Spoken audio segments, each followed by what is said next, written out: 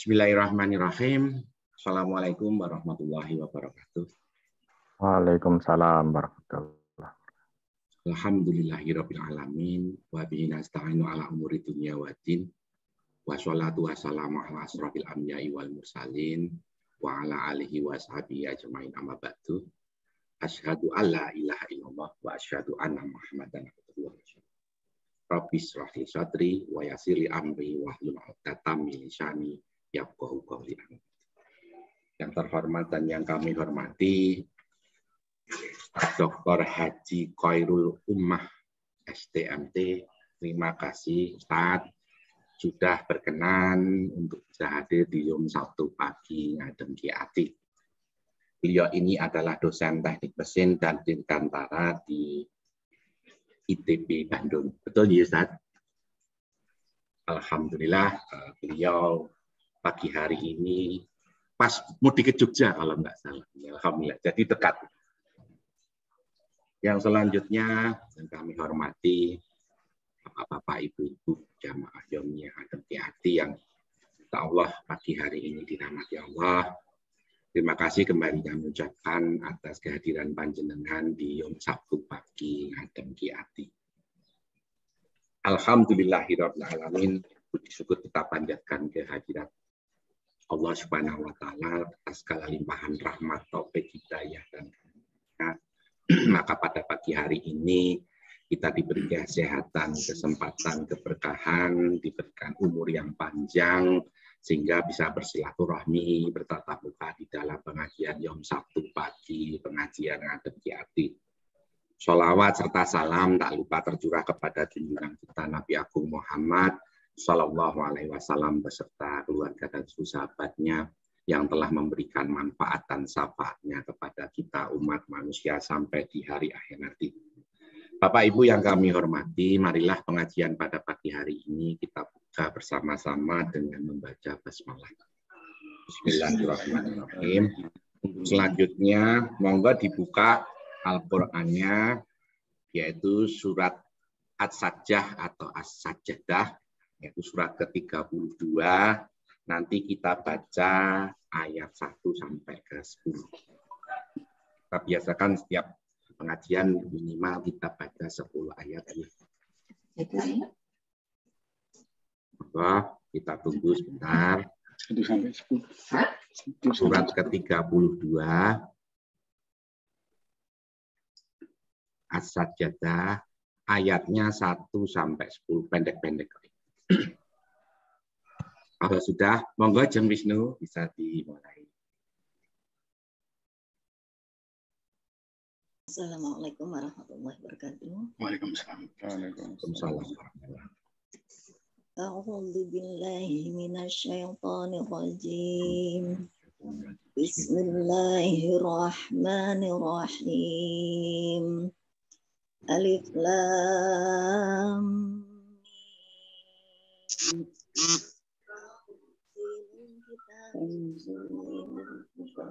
Rabbil alamin yaquluna wal haqqu min rabbika litunzira qauman ma atahum min nadhirin min qablika la'allahum yahtadun.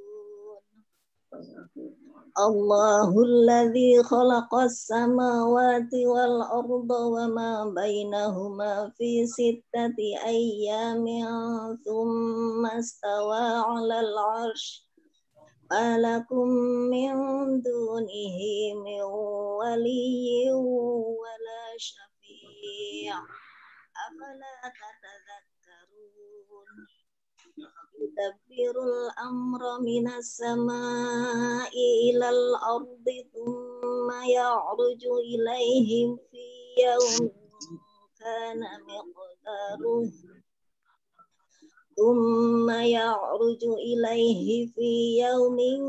kana miqdaruhu alfa sanatin mimma ta'uddun. Dzalika alimul ghaibi wasyahadatil azizur rahim. الذي أحسن كل شيء خلقه وبدأ خلق الإنسان من طين ثم جعل نسله من سلالة من ماء مهين ثم سواه ونفخ فيه من روحه وجعل لكم السمع والأبصار والأفئدة قليلا ما تشكرون وقالوا أئذا ضللنا في الأرض أئنا لفي خلق جديد بل هم بلقاء ربهم كافرون صدق الله العظيم. Dengan nama Allah yang Maha Pengasih lagi Maha Penyayang. Alif Lam Mim. Turunnya Al-Quran itu tidak ada keraguan padanya, yaitu dari Tuhan seluruh alam. Tetapi mengapa mereka orang-orang kafir mengatakan, dia Muhammad telah mengada-adakan? Tidak, Al-Quran itu kebenaran yang datang dari Tuhanmu, agar engkau memberi peringatan kepada kaum yang belum pernah didatangi orang yang memberi peringatan sebelum engkau, agar mereka mendapat petunjuk. Allah yang menciptakan langit dan bumi dan apa yang ada di antara keduanya dalam 6 masa. Kemudian dia bersemayam di atas ars. Bagimu tidak ada seorang pun penolong maupun pemberi syafaat selain Allah. Maka, apakah kamu tidak memperhatikan? Dia mengatur segala urusan dari langit ke bumi, kemudian urusan itu naik kepadanya dalam satu hari yang kadarnya adalah 1000 tahun menurut perhitunganmu. Yang demikian itu ialah Tuhan yang mengetahui yang gaib dan yang nyata, yang maha perkasa, maha penyayang, yang memperindah segala sesuatu yang dia ciptakan dan yang memulai penciptaan manusia dari tanah. Kemudian dia menjadikan keturunannya dari saripati air yang hina, air mani. Kemudian dia menyempurnakannya dan meniupkan ruh ciptaannya ke dalam tubuhnya, dan dia menjadikan pendengaran, penglihatan, dan hati bagimu. Tetapi sedikit sekali kamu bersyukur. Dan mereka berkata, apakah bila kami telah lenyap hancur di dalam tanah, kami akan berada dalam ciptaan yang baru? Bahkan mereka mengingkari pertemuan dengan Tuhannya. Maha benar Allah dengan segala firman-Nya. Wassalamualaikum warahmatullahi wabarakatuh. Waalaikumsalam warahmatullahi wabarakatuh. Alhamdulillah. Terima kasih kepada Jam Wisnu dan Om Minengku yang sudah membuka pagi hari ini dengan membaca ayat-ayat suci dan selanjutnya monggo Ustaz Dr. Haji Khairul Ummah, waktu kami persilakan. Assalamualaikum warahmatullahi wabarakatuh. Waalaikumsalam warahmatullahi wabarakatuh. Alhamdulillahirabbil alamin. Asyhadu an la ilaha illallah wa la syarikalah wa asyhadu anna Muhammadar Rasulullah la nabiyya ba'dah. Allahumma shalli ala Muhammad wa ala ali Muhammad. Terima kasih atas undangannya. Pagi ini kita ingin membicarakan ya satu hal yang mungkin dulu waktu kita sekolah itu jarang ya dibahas itu ya. Jadi kalau usia rata-rata kita sekarang kan sudah masuk ya, saya menyebutnya mungkin paruh ketiga ya. Kalau kita per 25 tahun, mungkin 25 tahun pertama ini biasanya ya masa pertumbuhan waktu itu kita sekolah gitu. Kemudian kalau yang kedua itu kita beramal ya, berkarir ya, ada yang berkarir di berbagai bidang ya, pemerintahan, kemudian jadi dokter dan yang lain-lain atau jadi pengusaha. Nah, sudah masuk ke paruh ketiga ini, mestinya kita sudah mempunyai pandangan yang berbeda lagi ya. Jadi lupakan masa lalu itu apakah kita merasa sukses atau tidak sukses, itu lupakan saja, kita fokus ke paruh ketiga ya, di mana Allah itu masih memberi kesempatan kita untuk bisa bertaubat dan beramal soleh. Jadi materi kali ini mungkin materi yang dulu jarang kita dengar ya, karena dulu itu kalau belajar ngaji itu lebih banyak tentang Islam ya, jadi tentang tata cara beribadah, tentang sampai detil-detilnya gitu ya. Kemudian mungkin di paruh kedua itu kita banyak belajar tentang rukun iman ya, rukun iman. Nah, bagaimana memahami takdir ya. Kenapa ada orang yang hidupnya itu kayak susah terus gitu kan ya. Maka pada paruh yang ketiga ini mungkin kita juga belajar tentang yang makrifat ya. Jadi sudah lebih dari sekedar menguatkan iman, tapi kita ingin mengetahui apa sih sebenarnya yang sungguh-sungguh harus kita usahakan. Ya. Nah itu jadi topiknya kali ini mudah-mudahan bisa menjadi ilmu yang diberikan pada kita ya. Kalau ngaji itu kan harus diulang-ulang, nanti Allah itu menurunkan sesuai kadarnya ya, sesuai takarannya bagi setiap orang pada saat itu. Mohon izin saya share dulu screen-nya.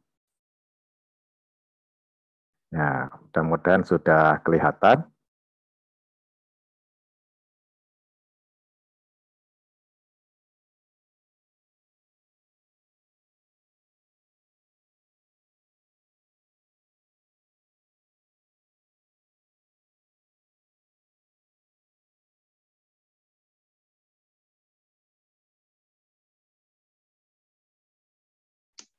Sudah kelihatan Om. Ya. Mic-nya Om. Oh iya. Jadi tadi kedengaran nggak? Sempat off. Oh ya. Kalau ini kadang internetnya jelek, jadi kalau kurang terdengar, tolong saya diingatkan ya. Faktor UI Om Irul. Jadi bahasan kita tentang jiwa, ruh, dan qalb ya.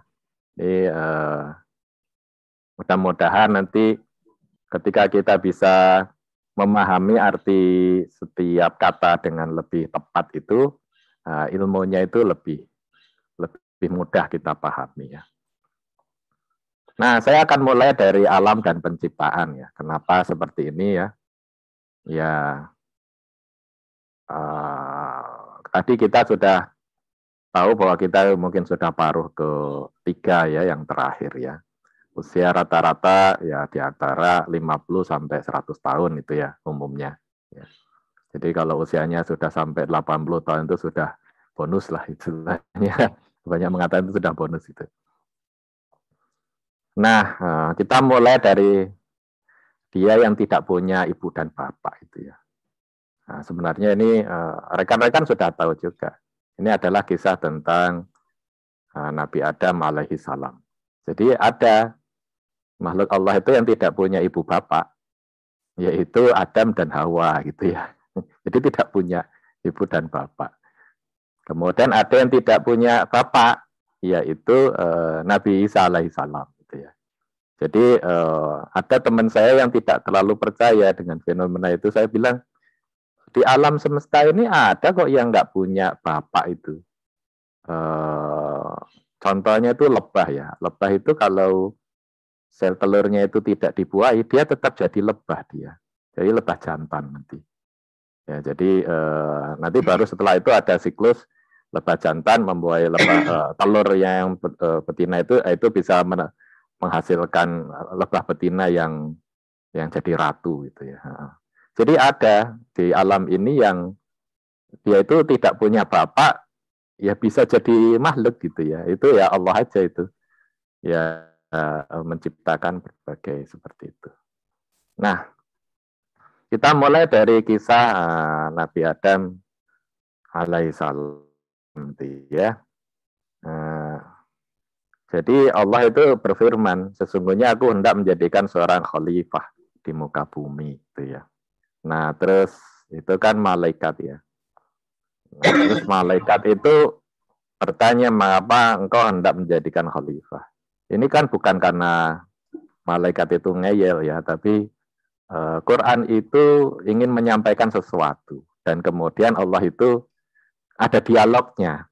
Jadi bukan karena malaikatnya itu furious karena hawa nafsunya gitu ya, karena keinginannya dia, tapi karena ini bagian dari pembelajaran gitu ya. Jadi ada makhluk-makhluk sebelumnya yang mungkin malaikat lihat ini nih makhluk yang kayak begini nih kan menumpahkan darah begitu kan ya. Sementara makhluk-makhluk seperti kami gitu itu mensucikanmu. Ini dialog ini tentu saja sudah kehendak Allah ya. Kemudian Allah itu berfirman, sungguh aku ini a'lamu ma la ta'lamun. Nah, sungguh aku mengetahui apa yang tidak kamu ketahui. Ya. Nah, kemudian ini cerita yang menarik nih. Kemuliaan Adam itu ditunjukkan oleh Allah itu dengan Allah itu mengajarkan nama-nama benda. Nah ini menurut saya menarik sekali ya, karena Allah itu memberikan kelebihan dengan cara mengajarkan nama benda. Ternyata mengetahui nama benda itu adalah cikal atau asal-usul bisa punya ilmu. Dan manusia itu menjadi makhluk Allah yang mempunyai sifat mirip sifat Allah Maha Pencipta. Jadi mungkin kita tidak banyak mendengar makhluk jin atau malaikat itu menciptakan benda-benda gitu ya. Tapi manusia itu adalah makhluk yang menciptakan benda-benda. Jadi kita menciptakan pesawat terbang lah, menciptakan komputer, itu kan bukti Allah itu memberikan satu sifat yang mungkin tidak dimiliki oleh makhluk lain. Dan itu dimulai dari adanya ilmu. Dan ilmu itu dimulai dari diberi nama-nama. Gitu ya. Jadi mengetahui secara spesifik itu nama-nama. Jadi cara kita bisa memahami ilmu itu dimulai dengan kita memahami istilah-istilah ya, atau nama-nama itu. Dari situlah muncul ilmunya. Nah kemudian setelah diajarkan itu ditanyalah ya para malaikat yang tentu saja tidak bisa menyebutkan apa yang sudah diajarkan ke Adam itu ya. Nah kemudian kata malaikat, Maha Suci engkau, la ilma lana illa ma alam tanah, tidak ada yang kami ketahui selain apa yang engkau ajarkan. Nah kemudian Adam disuruh memberikan pengetahuan itu ya, dan kemudian di ayat selanjutnya disuruhlah para malaikat itu bersujud sujud hormat ya, dan di situ ada yang iblis itu membangkang dia, dan iblis itu dari kaum jin, jadi bukan dari malaikat ya, iblis itu dari jin ya, dia makhluk jin ya, makhluk jin. Ya, nah kemudian saya ingin bercerita hal yang lain lagi ya. Nah ini tentang alam semesta kita ini ya. Karena tadi Allah itu ingin menciptakan khalifah di bumi gitu ya. Berarti bumi ini suatu alam yang diciptakan oleh Allah. Nah ada alam-alam yang lain. Saat ini juga ada alamnya malaikat ya, alam malakut itu ada. Nah, bagi orang yang sudah meninggal itu ada alam barzah ya. Dan itu bagi yang belum dilahirkan itu ada alam azali dan alam rahimnya. Jadi alam itu ada gitu. Nah, mengapa kita meyakini itu? Bahkan di alam yang kita ini sama-sama tinggal gitu ya. Itu ada alam-alam lain yang kita itu bahkan tidak tahu, tidak bisa melihatnya. Contohnya virus yang sangat kecil itu dia punya alamnya sendiri. Ya, dan kita nggak bisa lihat, tapi itu ada. Ini ada gambar ini namanya tardigrade ya. Ini sedang diteliti para ilmuwan. Kenapa ini hidupnya itu bisa lama gitu ya. Dalam kondisi yang sangat ekstrim, sangat panas, sangat dingin, dia itu bisa bertahan dan kemudian ketika suhunya normal, dia hidup lagi gitu. Nah, kita tidak pernah tahu ini, kecuali ya setelah diberitahu para ilmuwan itu.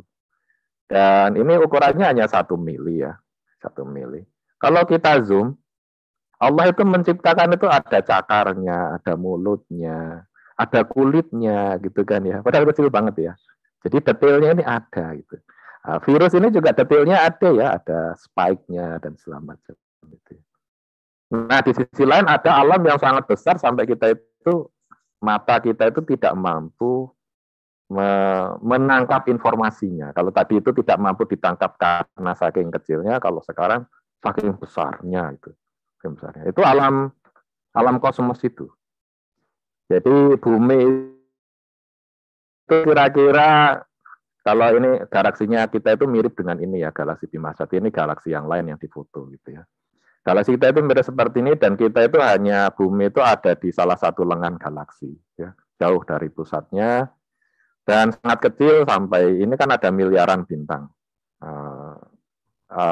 Matahari kita itu hanya satu di antara miliaran bintang di galaksi Bima Sakti. Masih ada galaksi-galaksi lain yang mungkin jumlahnya miliaran juga. Jadi alam kita ini, alam dunia ini hanya sesuatu yang bagian kecil dari yang Allah ciptakan. Gitu. Masya Allah ya. Jadi kita ini sebenarnya sangat kecil.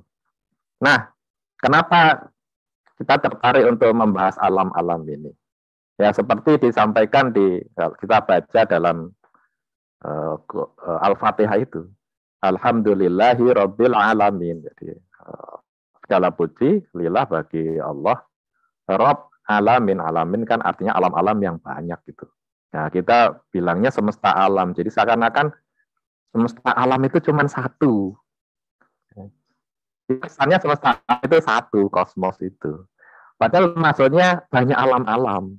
Nah, banyak alam-alam itu ya di alamnya virus ini Allah itu Tuhannya. Gitu. Di alamnya malaikat itu Allah juga Tuhannya.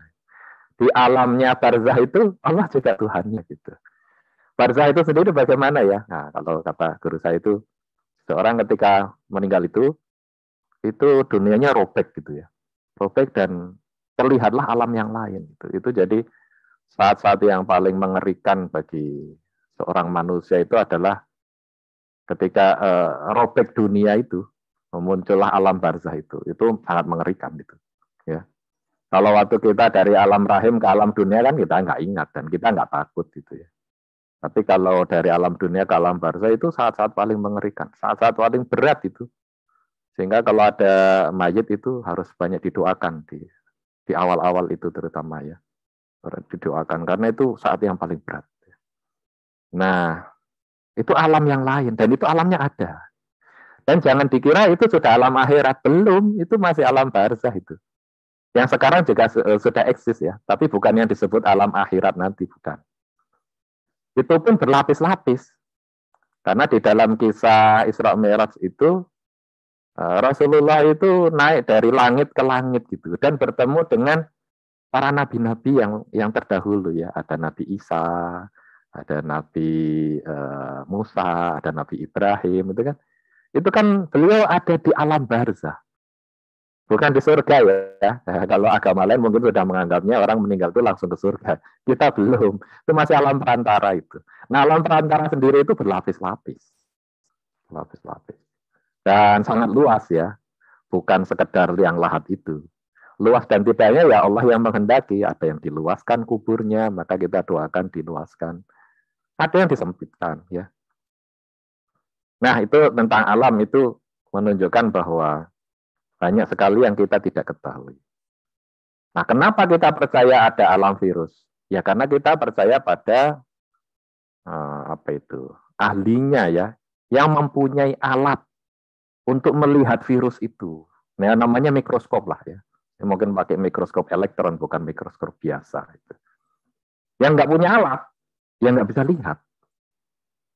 Dan hanya percaya pada kabar dari yang punya alat itu. Nah, sebaliknya untuk melihat kosmos ini, kalau kita lihat biasa ya cuma bintang-bintang saja begitu ya. Dan itu masih di Milky Way atau di galaksi kita. Yang punya alat pakai teleskop itu melihat yang lebih luas lagi. Jadi kita percaya ini foto dari NASA, ini percaya ini bukti gitu ya. Dan sekarang sedang ada teleskop baru itu yang ingin mengetahui kondisi saat Big Bang pertama gitu. Itu yang sudah jutaan tahun cahaya itu baru cahayanya sampai gitu ya. Jadi alam kita ini diperkirakan oleh ahlinya itu dimensinya itu sampai miliar tahun cahaya. Jadi sudah bukan tahun cahaya, tapi sudah bukan jutaan lagi, itu miliar tahun cahaya. Jadi luar biasa besar. Dan Allah itu lebih besar dari alam itu. Kan tidak masuk akal kalau misalnya yang menciptakan itu lebih kecil dari yang diciptakan, kemudian terpaksa lari-lari dari satu ujung ke ujung yang lain.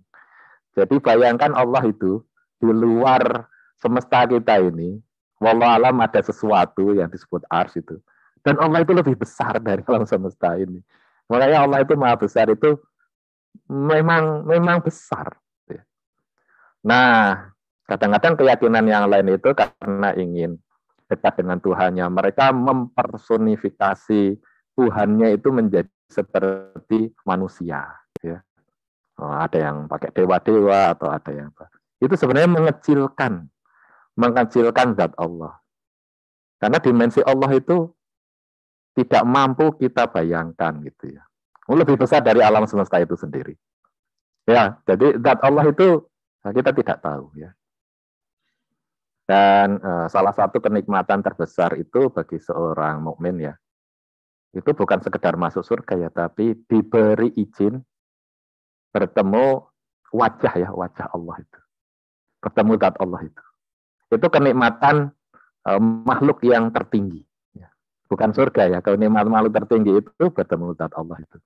Ibaratnya kalau terlahir yatim piatu itu belum pernah lihat bapak ibunya itu ada kerinduan pengen tahu ibu saya dulu kayak siapa gitu. Nah kita makhluk itu punya kerinduan di dalam hati kita itu, ya kita pengen tahu zat Allah itu seperti apa. Dan hanya sedikit dari makhluknya yang diizinkan. Nah itu yang disebut dengan nikmat yang terbesar ya. Nikmat yang terbesar. Nah, mari kita bicara tentang alam ini dari sudut pandang yang lebih sederhana ya. Jadi, kenapa kita itu tidak mampu melihat alam yang lain? Karena dimensinya memang berbeda. Jadi kan kita memperingati Isra Mi'raj ya. Dulu itu kalau diceritakan Rasulullah itu naik buraq itu terbang ke langit itu. Kita tahu bahwa langit sekarang dari sini ke matahari saja jaraknya sudah jutaan kilometer gitu ya. Yang memungkinkan itu sebenarnya adalah Rasulullah itu berpindah alam. Jadi Mi'raj itu berpindah alam. Jadi ini dimensi yang berbeda ya. Memahaminya itu seperti ini nih. Ikan yang di dalam kolam ini itu alamnya itu cuma segede kolam itu. Ikan ini tidak pernah punya bayangan kalau keluar dari kolamnya itu dia akan melihat sesuatu yang luar biasa. Makhluk yang tidak memerlukan oksigen, memerlukan air gitu ya, yang bisa berjalan-jalan, yang bisa bikin mobil. Bahkan lebih luas lagi ternyata ada pohon, ternyata besar sekali. Gitu. Nah, kalau kita ini adalah yang ikannya itu, maka dimensi kita itu memang hanya terbatas seperti dimensi yang sempit ini. Di luar itu ada yang luar biasa. Kalau kita mungkin nanti membahas tentang surga, itu seringkali pembicaranya itu masih dimensi kita ya, misalnya bidadari itu ya seperti wanita cantik gitu. Padahal tidak, itu makhluk yang berbeda.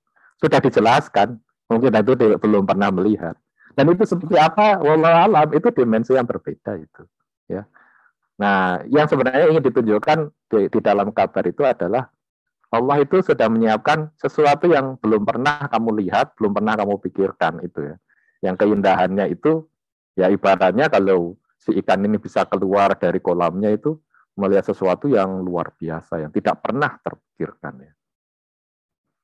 Jadi kalau kita bicara kemudian tentang jiwa, tentang ruh, tentang qalb, kita bicara itu dalam tataran dimensi yang berbeda. Itu yang akan kita bicarakan sekarang. Dan kenapa kita itu percaya ada itu? Karena Rasulullah Muhammad itu diberi alat untuk bisa melihatnya. Beliau itu pernah melihat. Ya, diberi alat untuk melihat dimensi lain. Lalu beliau menyampaikan. Dan bagi orang-orang yang tidak percaya, ini Muhammad ini gila ini. Karena habis kehilangan istrinya, habis kehilangan pamannya. Ini gila ini. Tapi bagi para mukmin ya, terutama yang terkenal itu adalah Abu Bakar ya, As-Siddiq itu. Oh, yang menyampaikan Muhammad, saya percaya. Kalau yang menyampaikan Muhammad, saya percaya. Karena Abu Bakar itu sudah yakin Allah itu ngasih ilmunya atau ngasih alatnya. Sehingga Rasulullah itu ibarat kalau tadi itu ahli itu bisa melihat virus karena dikasih mikroskopnya gitu. Nah, Rasulullah itu diperjalankan dalam Isra Mi'raj itu kan melihat dimensi lain ya. Sehingga kita percaya, dan karena itu ilmu tentang membahas tentang jiwa, ruh dan qalb itu ya kita yakin sumbernya hanya dari Quran. Kenapa? Yang menyampaikan ini sudah pernah tahu ya. Itu yang kita yakini ya. Nah, mari kita masuk ke pembahasan siapakah kita gitu ya. Kenapa Allah itu menciptakan Adam, menciptakan manusia? Siapakah kita ini kan ya? Nah, kalau di dalam Quran kita merujuk ke Quran terutama ya. Ya karena Rasulullah itu hanya menyampaikan wa ma khalaqtul jinna wal insa illa liya'budun. Ada tujuannya ya. Sehingga kita itu ingin mengenal diri kita lebih dalam itu karena ada tujuannya kita itu diciptakan.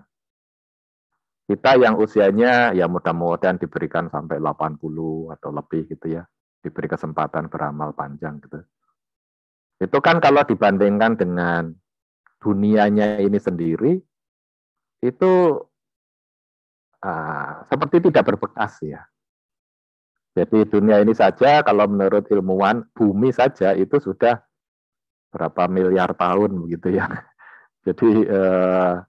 Jadi kita itu cuman sebentar sekali begitu ya. Bahkan ibaratnya itu kalau dalam peradaban itu di kondisi bumi itu 1 tahun, maka manusia itu hidup hanya 4 detik sebelum tahun baru. Gitu. Jadi sangat usianya. Nah, tentu saja Allah menciptakan itu tidak sia-sia. Gitu. Nah, kita akan lompat sedikit dengan suatu kisah dari Umar bin Khattab. Umar bin Khattab. Dalam? Ya, Umar bin Khattab itu kan sahabat yang sangat dekat dengan Rasulullah. Tapi jarang menyampaikan hadis. Ini kan unik ya. Tapi kalau Umar itu dirujuk hadisnya dari Umar, itu biasanya hadis yang luar biasa. Itu hadisnya itu luar biasa. Itu kalau Umar itu sedikit sekali dirujuk. Padahal ya Umar itu ya bareng Rasulullah terus kan, Abu Bakar. Jadi sahabat utama itu sering bareng gitu. Tapi hadisnya malah sedikit ya. Nah ini dari Umar bin Khattab cerita bahwa pernah sedang duduk-duduk di masjid mestinya ya. Lalu datang laki-laki berpakaian putih yang tidak ada tanda-tanda bekas perjalanan jauh. Tapi nggak ada yang kenal. Ini siapa? Tiba-tiba duduk di depan Rasulullah dan kemudian tiba-tiba tanya, nggak sopan kan ya, ini siapa datang langsung tanya, hai Muhammad, beritahukan tentang Islam. Dan Rasulullah menjawab, Islam itu ya bersaksi tiada Tuhan selain Allah, mendirikan sholat, bayar zakat, puasa, dan haji jika engkau mampu. Gitu ya. Engkau benar loh, ini tanya tapi malah membenarkan. Gitu ya. Kemudian tanya lagi, beritahu tentang iman. Ya, engkau beriman pada Allah, malaikat, ya, kitabnya, Rasul, hari kiamat, beriman pada takdir. Nah ini pelajaran yang penting sekali ya, kita memahami rukun imannya. Baru kemudian orang itu masih bertanya lagi. Kalau begitu beritahukan tentang ihsan. Ini kan jarang dibahas ya. Kita sering pengajian tentang Islam, bagaimana tata cara ibadah dan yang lain-lain, tentang iman, bagaimana menguatkan iman kita. Tapi jarang kita itu membahas pengajian tentang ihsan. Nabi menjawab, engkau beribadah pada Allah seakan engkau melihatnya. Jika engkau tidak melihatnya, sungguhnya dia pasti melihatmu. Ya. Kemudian orang itu nanya lagi tentang hari kiamat. Nah, Nabi menjawab, yang ditanya tidak lebih tahu dari yang bertanya, gitu kan ya. Kemudian ada tandanya, yaitu jika budak perempuan telah melahirkan tuannya, ya. Jika engkau melihat orang yang tak beralas kaki, tanpa pakai baju, miskin, dan orang yang menggembala kambing, orang miskin, lomba mendirikan bangunan yang megah, ya. Nah, terus orang itu pergi aja, gitu. Kemudian Rasulullah bicara ke Umar, ya. Oh, jadi ini ketika kami duduk ini bersama, berarti Umar bersama Rasulullah, ya. Tapi ada yang lain di antara, tidak semua di antara yang berarti banyak, ya. Atau di antara kami di sini berdua, saya juga Allah alam tidak tahu, ya. Dan kemudian baru diberitahukan Umar, tadi kamu tahu nggak, dia itu malaikat Jibril, gitu, ya. Nah, mungkin ini yang paling masuk akal karena yang disapa Umar, boleh jadi yang sudah jelas pasti ada Rasulullah dan Umar, ya. Nah, itu menarik karena kemudian kita tahu bahwa tujuan kita berislam itu bukan berhenti dalam berislam, ya. Nah, sehingga di dalam Quran itu di surat Al-Hujurat ayat 14 itu orang Badui berkata kami telah beriman. Nah, tapi kemudian disampaikan di ayat itu kamu belum beriman, tapi katakanlah kami telah tunduk, gitu ya, dalam Islam. Karena iman belum masuk ke dalam hatimu. Ini menarik, ya. Kita sering berpikir bahwa orang yang Islam itu karena beriman duluan. Yang lebih tepat itu adalah berislam duluan. Karena yang disebut beriman itu standarnya tidak seperti yang kita sangka hanya sekedar percaya pada Allah itu, ya. Tidak. Itu standarnya itu banyak, ya. Beriman pada macam-macam sampai memahami takdir Allah. Itu baru iman itu bisa masuk ke dalam hatimu, gitu.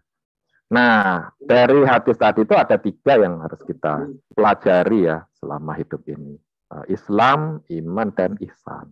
Ihsan ini apa? Nah, ihsan itu ibaratnya buahnya, ya. Ya, mohon maaf ini internetnya mungkin nggak stabil, saya stop video. Jadi iman itu seperti pohon, itu akarnya. Islam itu seperti batang kokohnya. Makanya syariat itu harus ditegakkan. Tapi tujuan kita itu adalah seperti yang diinginkan Allah di surat Ibrahim ayat 24.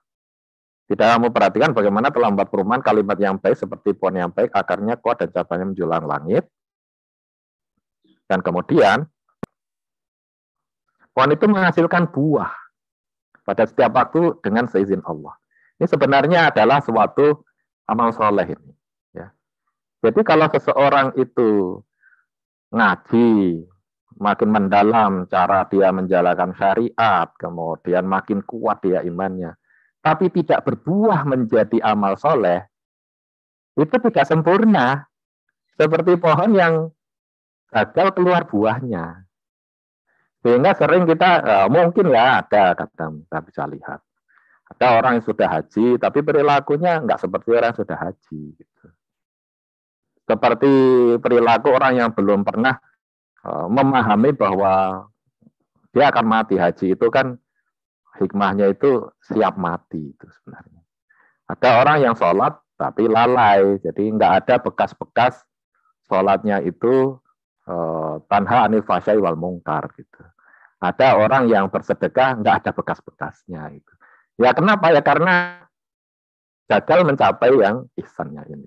Nah ihsan itu kalau kata Rasulullah tadi adalah dia tahu bahwa Allah itu melihat itu. Jadi segala amalnya itu ya karena Allah itu. Jadi itu yang bahasanya suatu ketika bisa kita perdalam, ya. Nah, jadi kita akan masuk ke bahasan jasad jiwa ruh karena kita sudah tahu bahwa nanti kita yang sesungguhnya itu harus beramal soleh. Ya. Ini kan seperti bahasan yang lompat-lompat itu, ya. Tapi sebenarnya kalau kita lihat ini ada hubungannya nanti itu. Karena ketika kita memahami apa itu jiwa, ruh, jasad, dan qalb itu, sebenarnya tujuannya adalah agar kita nanti bisa mencapai apa yang diinginkan Allah menciptakan kita itu. Ya. Nah, ini kan kisah yang ditenggelamkan. Ini sebenarnya kisahnya Fir'aun. Fir'aun itu saat sudah mau tenggelam, dia tidak ada Tuhan melainkan Allah ya. Diberi oleh Bani Israel. Saya termasuk yang berserah diri. Ya. Nah, kemudian apakah sekarang kamu percaya padahal sesungguhnya kamu telah durhaka sejak dulu dan kamu termasuk yang berbuat kerusakan ya. Jadi ini baru Islam ini, baru berserah diri ya. Nah, tapi level iman itu bukan sekedar percaya saja gitu ya. Karena kalau sudah beriman, mestinya kamu adalah menjadi orang-orang yang tidak durhaka dan mestinya kamu menjadi orang-orang yang baik, yang tidak berbuat kerusakan. Ya, itu sebenarnya ya. Nah, nasibnya Fir'aun ini apakah diampuni oleh Allah atau tidak, ya kita bukan urusan kita. Nah, yang jelas bahwa di dalam Quran itu diceritakan ini tentang seseorang yang sangat powerful begitu ya, seorang raja. Nah, tapi dia itu menjadi contoh yang gagal gitu ya di dalam menjalankan kekhalifahannya di muka bumi itu. Nah, jadi kita akan bertanya kalau begitu siapakah saya? Gitu. Saya itu kalau di dalam Quran itu saya atau Anda itu bukan yang wajahnya kelihatan di cermin itu, yang makin lama makin tua gitu ya, rambutnya mungkin putih gitu ya. Untung masih ada rambutnya sehingga bisa putih gitu. Tapi yang rambutnya sudah nggak bisa putih lagi gitu karena sudah nggak ada. Jadi jasad kita ini bukanlah kita yang sesungguhnya. Itu sudah jelas itu. Karena manusia itu ada 3 yang menyusunnya, yaitu adalah jasad yang kelihatan ini, jiwa, itu adalah kita yang sesungguhnya, itu jiwa. Dan ruh. Ya. Nah, sering terjemahan di Quran itu ada yang keliru, mencampur adukkan ruh dengan jiwa. Bahkan kalau kita itu kadang di masyarakat tercampur dengan rohnya orang Jawa ya, bahasa Jawa itu. Sehingga kita itu dikira rohnya itu, ada roh gentayangan misalnya begitu ya. Oh, itu salah besar itu. Istilah yang tepat, yang precise ya, yang akurat itu adalah ada ruh, ada jiwa, ada jasad. Ya, ruh, nafs, dan jism ya. Jadi kita itu adalah yang jiwa. Kalau kita melihat seseorang ya, ini banyak lagi jalan itu. Kalau kita sudah memahami itu, kita melihat jiwa-jiwa yang sedang berjalan. Itu kenapa kalau kita perhatikan Rasulullah itu dengan musuh-musuhnya, itu bukan benci seperti kebanyakan orang benci ke musuh ya. Jengkel gitu ya. Karena Rasulullah itu melihat jiwa. Beliau itu kasihan. Beliau itu kasihan dengan musuh-musuh Islam itu. Beliau berusaha membuat mereka itu bertaubat gitu. Dan kemudian beriman. Kenapa? Karena Rasulullah itu sudah melihat setiap manusia itu adalah jiwa-jiwa. Gitu. Jadi tidak ada kejengkelan atau kemarahan yang sifatnya lahiriah. Oh, saya jengkel sama kamu gitu ya. Tapi ketika sudah melihat itu sebagai jiwa, Rasulullah marah itu kan marah karena Allah itu ya. Karena kok kamu itu menghalangi orang untuk beriman, kok kamu itu memusuhi orang-orang yang beriman. Itu Rasulullah marah. Tapi kepada jiwanya, itu Rasulullah itu kasihan. Gitu. Sehingga sangat bisa dipahami ketika Futuh Mekah itu. Itu kan diampuni semua itu. Karena tujuannya bukan balas dendam, nggak ada itu. Nah, ketika kita itu memahami setiap manusia itu adalah jiwa, kita melihat lebih dari yang fisik gitu ya. Dan itu membuat ya pasangan itu bertambah cintanya bukan karena fisik. Kan ada orang yang ya karena sudah nggak cantik jadi akhirnya berpindah hati gitu kan ya, atau pasangannya itu sakit sehingga gersulo gitu kan ya. Tapi kalau kita itu sudah melihat pasangan kita itu adalah jiwa juga, orang tua kita jiwa, teman-teman kita itu juga jiwa. Cara kita melihatnya beda gitu. Jadi kita melihatnya malah jadi mulia gitu ya. Nah, kita lanjut lagi ya. Jadi ada 3 unsur ini yang berbeda dan istilah itu harus tepat. Apa yang ruh, apa yang jiwa, ada yang jasad ya. Nah, jadi Allah itu membuat seperti ini. Secara umum gambarannya adalah jiwa itu diberi jasad karena ditugaskan menjadi khalifah di muka bumi. Jasad ini kendaraannya. Nah, jiwa dan jasad itu baru bisa jalan bareng kalau diikat dengan ruh. Kalau ruhnya itu diambil lagi, ya putus dia jiwa dan jasad. Ya. Nah, nanti jasadnya bisa dibikin lagi gitu ya. Jadi modalnya seperti itu ya. Nah, mari kita mendalami lebih dalam lagi. Jasad pertama adalah jasad. Jasad kalau kita itu dalam bahasa Jawa itu harusnya raga ya. Raga itu sudah paham lah ya, tubuh atau raga itu ya. Nah, Adam itu adalah makhluk yang jasadnya itu diciptakan pertama kali untuk kemakhlukan manusia ya. Sehingga ada di Quran itu kan dibikin dari saripati tanah gitu ya. Nah, setelah itu kita mekanismenya adalah dari tadi itu yang disampaikan tadi yang dibaca di Qurannya tadi di ayat sajdah itu dari air mani. Wah, kan kita nggak dari tanah. Ya memang Allah juga sudah jelaskan bahwa setelah itu turunannya akan melalui air mani gitu. Dan air mani itu sesuatu yang luar biasa juga ya kalau di dalam itu.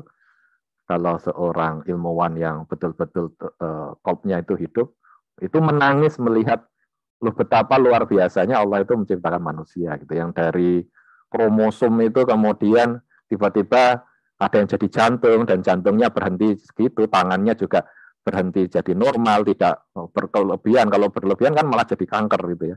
Itu luar biasa itu. Itu ilmunya luar biasa. Nah, jadi jasad oleh Allah itu diciptakan karena kita akan dijadikan khalifah di muka bumi sehingga ya ininya apa itu diberikannya itu sesuatu yang kompatibel dengan alam kita ya. Alamnya ya ini yang dikasihkan ke kita alam dunia ini. Kan itu kalau kita pikirkan agak unik juga ya. Di tata surya ini hanya bumi yang dikasih oksigen ya. Kita keluar dari bumi itu mati gitu kalau nggak pakai alat ya. Kan kecil banget itu. Bumi dibanding matahari saja kecil banget. Apalagi dibanding galaksi, apalagi dibanding kosmos ya. Jadi kita itu kecil sekali alamnya itu sebenarnya. Tapi kita merasa luas ya. Kita merasa luas. Padahal ya kecil gitu ya. Nah, si jasad ini diberi perangkat. Namanya syahwat. Ya. Jadi syahwat itu adalah kesenangan yang muncul dengan adanya jasad. Jadi contohnya makan, minum, seksual gitu ya, atau olahraga istirahat itu kan ada efeknya ya. Itu adalah jasad ya. Syahwat, makanya disebut syahwat. Jadi kalau kita bicara tentang syahwat itu sesuatu yang berkaitan dengan jasad. Nanti kita akan kenal hawa nafsu. Hawa nafsu sesuatu yang berhubungan dengan nafs ya. Nah, lebih cepat nih ya. Nah, yang kedua adalah jiwa. Nah, inilah kita yang sesungguhnya. Seorang hairul itu jiwanya yang hairul itu. Fisiknya itu diparingi Gusti Allah aja, fisik saya seperti ini. Jadi bisa dibilang bahwa bahkan kita tidak bisa menyombongkan fisik kita itu. Cuman dikasih. Ya. Cuman dikasih fisiknya. Jadi bagaimana kita bisa sombong? Kita itu juga tidak berusaha gitu ya untuk mendapatkan fisik itu. Kita itu sesungguhnya adalah yang jiwa ini. Sehingga ketika fisiknya nggak ada, jiwa kita inilah yang berpindah ke alam barzah. Yang robek tadi alam dunianya dan terbukalah alam barzahnya. Dan kemudian ketika semesta ini, wallahu alam ya, kiamat itu seperti apa gitu ya. Maka kita dirobekkan lagi, dibukakan lagi alam akhirat itu ya. Nah, saat itu sudah beda lagi. Ya. Jadi kita yang sesungguhnya adalah sebuah jiwa. Nah, ada orang yang fisiknya itu makin tua, tapi jiwanya itu tetap bayi gitu. Jiwanya nggak tumbuh gitu. Ya, nanti kita bahas itu ya. Tapi ada yang masih muda, tapi jiwanya itu sudah bangun dan sudah kuat gitu ya. Contohnya kalau kita dengar kisah Ali waktu itu masih remaja, dia itu bersedia menggantikan sepupunya ya, Muhammad itu sepupu ya, itu untuk tidur ya, dengan risiko itu ditikam itu, dibunuh itu. Dan Ali itu bersedia. Jiwanya itu kuat, padahal dia fisiknya masih remaja itu. Nah, itu luar biasa ya, kisah tentang Ali itu ya. Nah, tujuan jiwa ini apa? Jiwa ini tadi kan diciptakan oleh Allah untuk menjadi khalifah. Nah, nanti jiwa ini disuruh pulang ya balik dan bersaksi bahwa oh iya Allah itu engkaulah yang menciptakan dan ini tidak sia-sia. Itu disebutkan di dalam Fusilat itu. Jadi diperlihatkan kepada jiwa-jiwa itu sehingga mereka jelas tentang yang hak, bahwa semua itu adalah Allah yang menciptakan dan hanya Allah yang menjadi yang kita itu tunduk ya, beribadah ya. Nah, itu adalah salah satu tujuan yang nanti jiwa itu diciptakan ya. Nah, kalau kita mengetahui ada ayat misalnya innallaha la yughayyiru ma biqaumin hatta yughayyiru ma bi anfusihim, sebenarnya suatu kaum mengubah keadaan itu mengubah keadaan jiwanya. Jadi kalau kaum itu tidak mengubah jiwanya, ya Allah itu tidak memilihkan takdir yang terbaik buat dia gitu ya. Atau tidak bisa mendapatkan manfaat dari takdirnya. Nah, bahasan tentang takdir ini kan cukup panjang ya, sekilas saja sebenarnya. Jadi kita ini kan menempuh dari satu takdir ke takdir lain dalam setiap waktu. Dan untuk kita bisa menempuh takdir kita yang terbaik, kita harus berusaha membaikkan jiwa kita yang sesungguhnya itu. Ya. Jadi bukan pasrah ketemu apa, gitu. Tapi kita mengubah jiwa kita itu. Ya. Jadi itulah yang mengubah kondisi manusia itu karena orang tersebut mengubah jiwanya. Ya. Seorang mu'alaf itu mengubah jiwanya. Ya. Karena yang berubah itu bukan fisiknya, yang berubah itu adalah jiwanya. Ya. Berubah kesadarannya, nanti kita bahas dengan qalb ya. Jadi tiba-tiba dia mengenali, loh ini Allah yang benar ini. Gitu. Dari sekian banyak tawaran itu untuk apa itu meyakini tentang dewa lah, meyakini tentang beberapa Tuhan atau apapun itu ya. Nah, jiwanya itu tiba-tiba bangun itu. Oh, ini yang benar nih gitu ya. Dan tadi sempat dibahas itu. Mu'alaf itu telat dong sama bukan yang lahir dari. Oh enggak, semua sahabat itu dulu mu'alaf itu. Tadi ada pembicaraan seperti itu ya.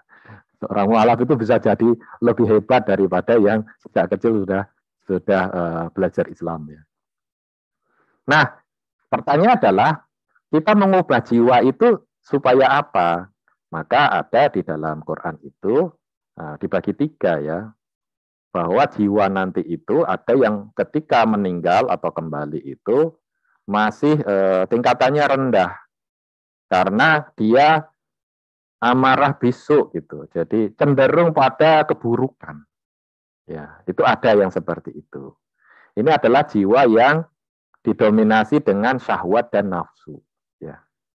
Kemudian ada yang jiwa yang lawamah, menyesal. Jadi dia bolak-balik dia itu. Ya kadang dekat dengan Allah, khusyuk dalam ibadahnya, khusyuk dalam beramal solehnya. Kadang-kadang terjerumus. Kebanyakan kita seperti itu. Dan setelah terjerumus, ketika sadar, menyesal itu. Tapi setelah itu terjerumus lagi, jadi sering kapok lombok itu. Nah, ini nanti ada yang seperti itu. Jadi nafs lawamah ini yang menyesali diri. Jadi kadang terbawa oleh syahwat dan nafsunya, hawa nafsunya, kemudian jiwanya bangun lagi, sadar lagi, bertobat lagi, tapi kadang jatuh lagi. Nah, jiwa yang berhasil adalah yang disebut nafs mutmainnah. Jadi sudah tidak dikuasai oleh hawa nafsu dan syahwat, sehingga dia itu dibukakan ilmunya tentang Allah itu, ma'rifatnya itu. Nah, ini yang pulang itu dengan tenang gitu ya. Karena Allah ridho. Ya, karena Allah ridho dengan jiwa seperti ini ya. Jadi itulah tujuan dari kita itu memahami ilmu tentang jiwa dan kemudian kita berusaha bertaubat, mensucikan diri agar kita itu mencapai level nafs mutmainnah gitu ya. Nah, itu yang kita pelajari. Nah, si jiwa ini dikasih perlengkapan juga seperti jasad tadi yang disebut dengan hawa nafs ya. Hawa itu sesuatu yang disukai atau diinginkan kan. Makanya Siti Hawa itu kita cenderung, karena Adam cenderung pada dia itu, jadi kesenangannya ya. Hawa nafsu itu adalah hawanya si jiwa itu. Dan itu seperti syahwat juga sesuatu yang sebenarnya netral, yaitu alat yang diberikan oleh Allah untuk menjadi jalan amal ya. Jadi hawa nafsu itu seperti rasa marah, rasa ingin dipuji, bangga, males, gelisah, putus asa. Itu sifat-sifat yang ada di jiwa itu. Nah, ini menarik ini karena sifat itu juga penting. Jadi kalau kita itu ingin berbuat baik, hawa nafsu itu bisa membantu kita berbuat baik. Misalnya itu ingin amalannya itu bagus dan sempurna, itu kan hawa nafsu juga. Jadi hawa nafsu tidak harus kemudian kelihatan buruk ya. Ingin banyak beribadah, ingin mencapai target ngaji yang banyak, itu juga hawa nafsu. Nah, cuman memang disinilah Allah itu ngasih ilmu agar kita itu mengendalikan syahwat dan hawa nafsu gitu.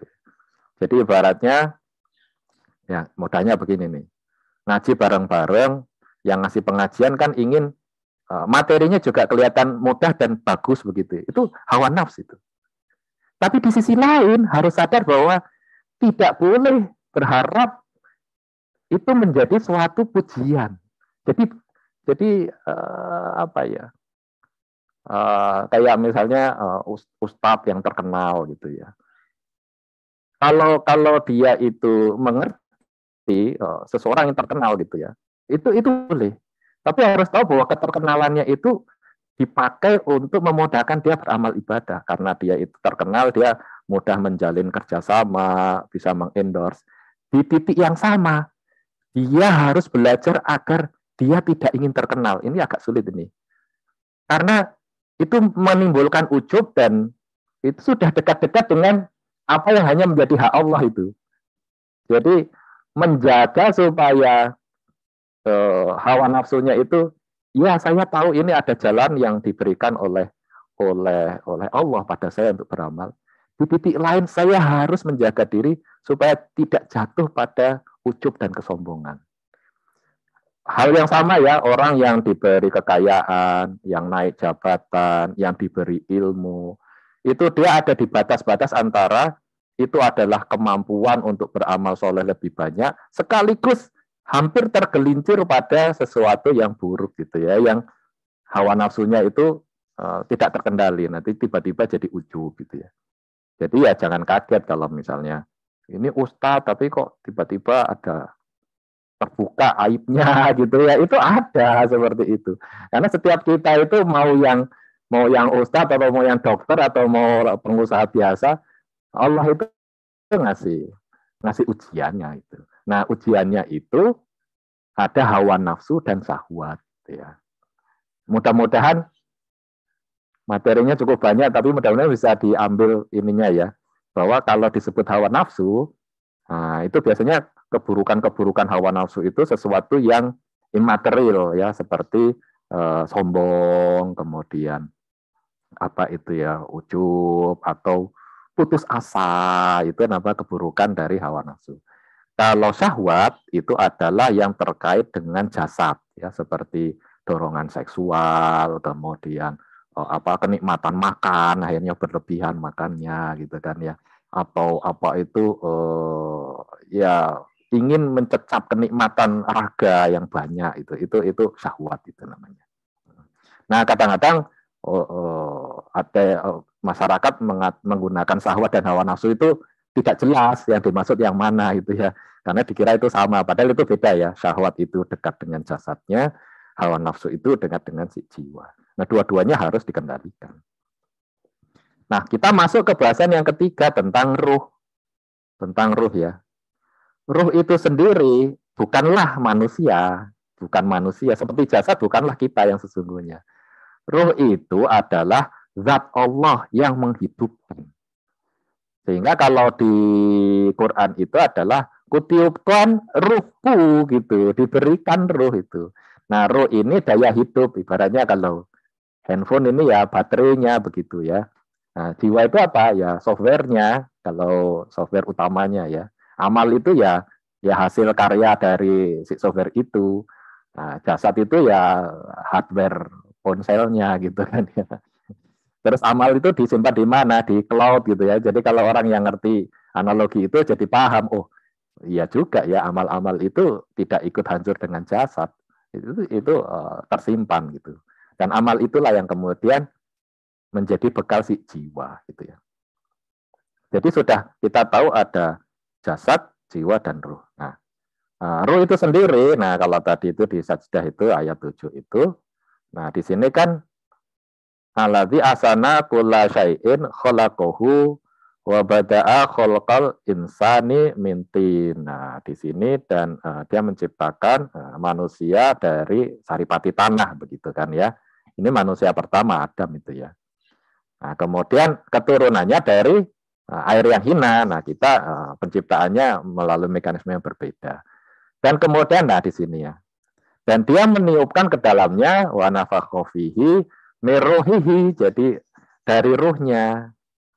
Nah, jadi kita itu hidup ketika Allah itu memberikan ruhnya, karena daya hidup itu dari Allah gitu ya. Ya. Nah, ruh ini ada yang menghidupkan jiwa, ada yang menghidupkan jasad ya, karena ketika kita di alam barzah sudah nggak ada jasadnya, tapi jiwa kita hidup tetap ya. Berarti ada ruh yang menghidupkan jiwa kita itu ya. Nanti kemudian ruh itu pernah mati juga karena kemudian dibangkitkan dan terkejut di yaumul akhir itu, loh kok aku bangkit lagi. Tapi kalau ini jasadku kok beda gitu ya. Itu ada kisahnya juga ya. Nah, ruh itu dibagi-bagi sehingga kalau di dalam Quran kadang kita membacanya itu kalau teliti dia akan ada perbedaan ya. Nah, tadi itu ruh yang ditiupkan itu ruh yang menghidupkan disebut dengan nafah ruh. Ya. Jadi meniupkan ruh ya sehingga hidup dan kemudian menjadikan pendengaran, penglihatan dan hati ini yang nanti akan terkait dengan qalbi. Ya. Kemudian ada istilah ruh al-amin. Ruh al-amin ini istilah untuk Jibril sebenarnya. Nazala bihi ruhul amin. Dia dibawa turun oleh ruh al-amin, ruhul amin ya. Nah, ada yang menafsirkan karena ilmu Quran itu kan sebenarnya cuma ilmu tafsir ya, dan tafsir bisa keliru gitu ya, kecuali dijelaskan langsung oleh Rasulullah. Jadi tadi itu ruh tadi itu ada yang disebut ruhul amin ini karena ada yang menafsirkan malaikat Jibril itu dikuatkan dengan ruh kudus ya, ruh yang istimewa yang disebut dengan ruhul quds. Sehingga dia menjadi malaikat yang istimewa ya. Jadi itu kemudian diberi gelaran ruh al-amin ya. Nah, kemudian mempunyai tugas menyampaikan Quran itu sendiri wahyu ya. Nah, kemudian ada istilah ruhul quds nih. Nah, kalau orang Nasrani juga kenal ini ruhul quds ya. Nah, ruhul quds itu kalau sebagian ulama menafsirkannya adalah ruh khusus yang nilainya itu beda dengan nafah ruh tadi itu. Jadi kalau kita itu normalnya itu cuman ruh yang menghidupkan. Lalu ada ruh yang suci yang untuk menguatkan. Ini ruh yang diberikan kepada para nabi gitu ya. Jadi ini kalau ibaratnya kalau nanti di bahasan qalb itu ruh biasa itu kita hanya hidup berpendar saja, itu ruhul quds itu adalah apinya itu menyala gitu ya, apinya dikasih api menyala gitu. Nah, dari ruhul quds menurutkan itu, nah ini menjadi satu catatan, ada perbedaan dari ulama. Di sini ada yang menafsirkan adalah ruhul quds itu adalah ruh khusus yang diberikan oleh Allah, Rabb ya, untuk mengokohkan orang-orang yang beriman. Nah, ada yang menafsirkan ruhul quds ini adalah Jibril juga. Maksudnya Jibril menurunkan itu dari Rabbmu gitu. Jadi ada perbedaan pendapat ya. Nah, kalau di sini kan kalau yang mengartikan itu adalah ruh yang untuk menguatkan. Jadi ruh para nabi itu ruh yang istimewa yang disebut dengan Ruhul Quds itu karena menggunakan dalilnya dari Al-Baqarah 253 ini ya. Jadi kalau di sini nih, nah di sini nih kan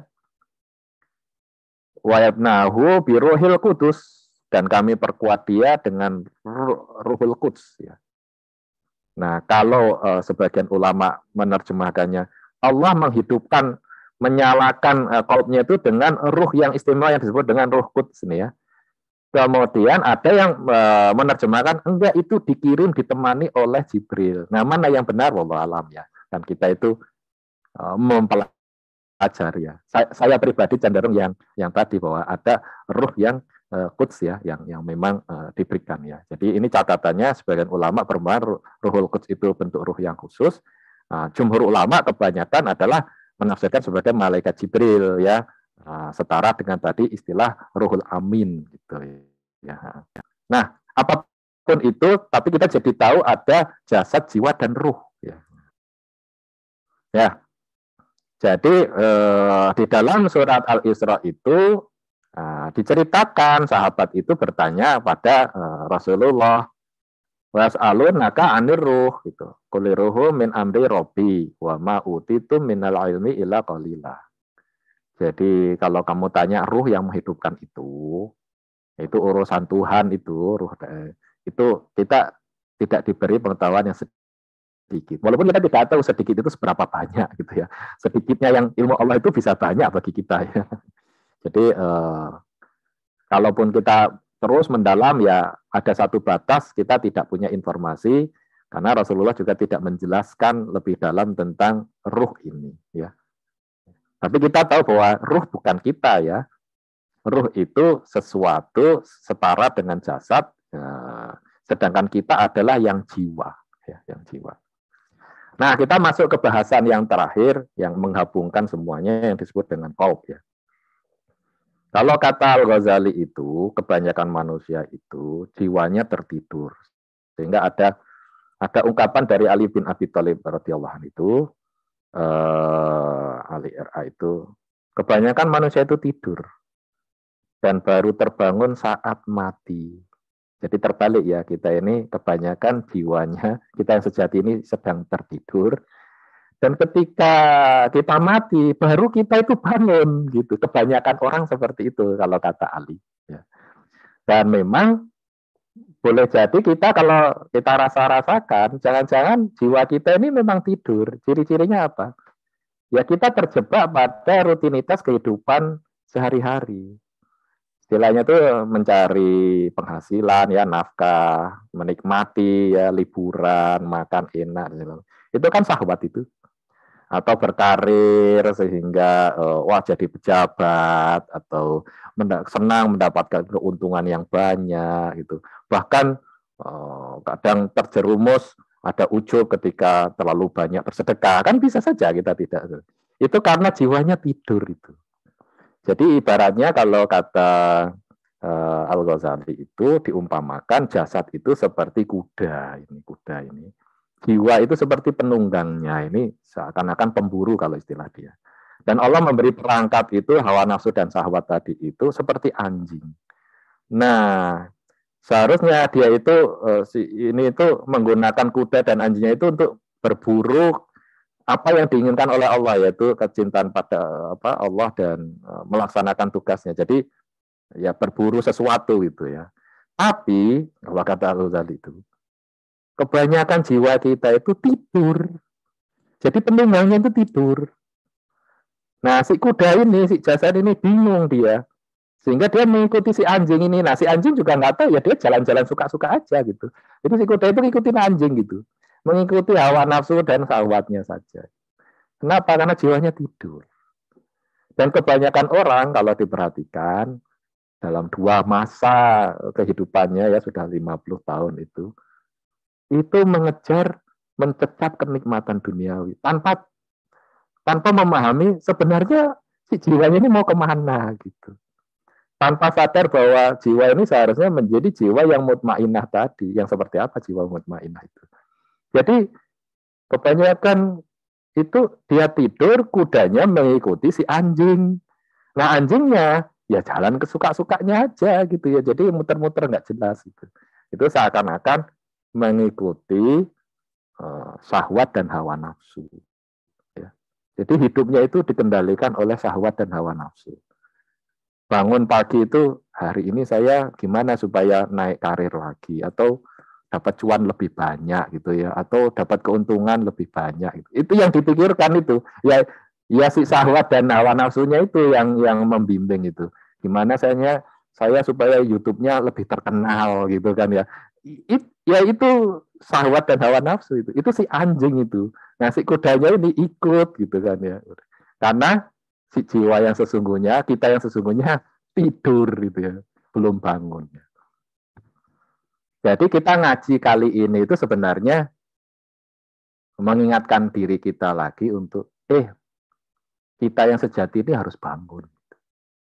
Bangun loh, kamu itu harus bangun.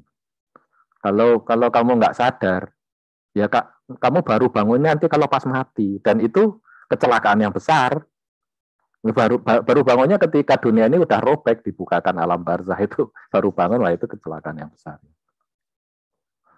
Nah, bagi jiwa yang sudah hidup itu diceritakan di dalam Quran itu adalah orang-orang yang bercahaya. Jadi kalau seorang itu meminjamkan pada Allah pinjaman yang baik ya, bersedekah, kemudian amal soleh ya, maka Allah akan melipat gandakan pinjaman itu untuknya dan memperoleh pahala yang banyak. Ini surat Al-Hadid ya, 11. Nah, ayat 12-nya bercerita, kelak di Yaumul Akhir itu, ada hari ketika mukmin laki-laki dan perempuan itu bersinar.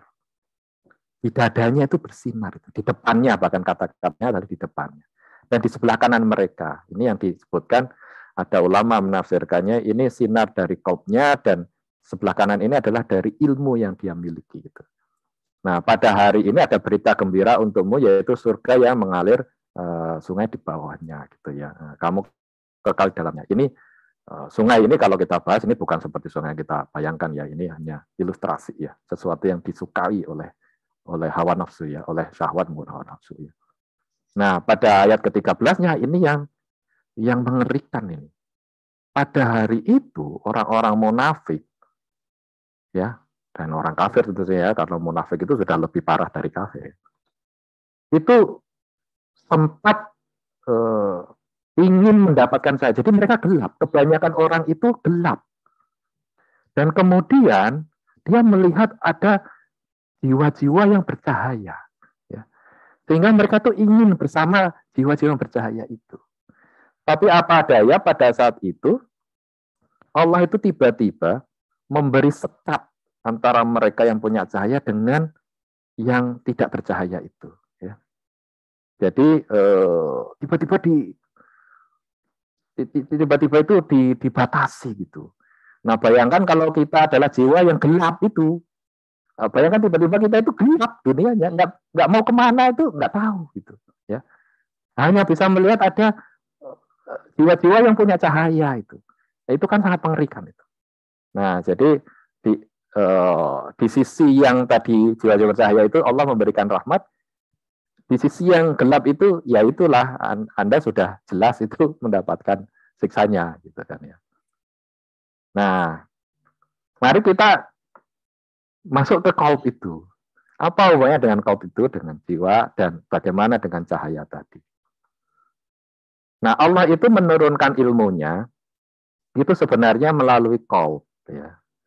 Sehingga yang kita lihat dari mata, pendengaran, itu dari fisik. Ya. Itu sebenarnya kemudian connect ke qalb, tapi belum tentu qalbnya jadi pinter. Ya.